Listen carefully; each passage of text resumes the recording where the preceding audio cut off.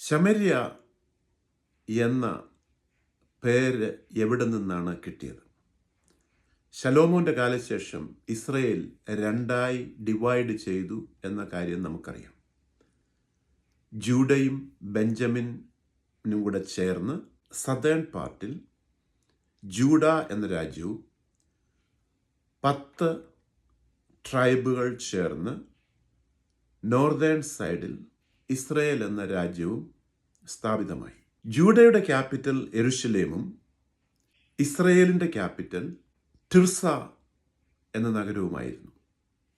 എന്നാൽ ആഹാബ് രാജാവിൻ്റെ പിതാവായ കിങ് ഓമ്രി തൻ്റെ ഭരണകാലത്ത് തിർസയായിരുന്നു ക്യാപിറ്റൽ. അദ്ദേഹം ഷെമർ എന്ന ഒരു വ്യക്തിയിൽ നിന്ന് ഒരു കുന്നുകളുടെ സമുച്ചയം വിലയ്ക്ക് വാങ്ങി.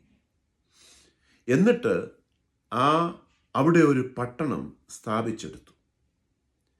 ഷെമർ എന്ന അതിൻ്റെ ഒറിജിനൽ ഓണറിൻ്റെ നാമകരണാർത്ഥം ആ പട്ടണത്തിന് ശമേരിയ എന്ന് പേരിട്ടു. തിർസായിൽ നിന്നും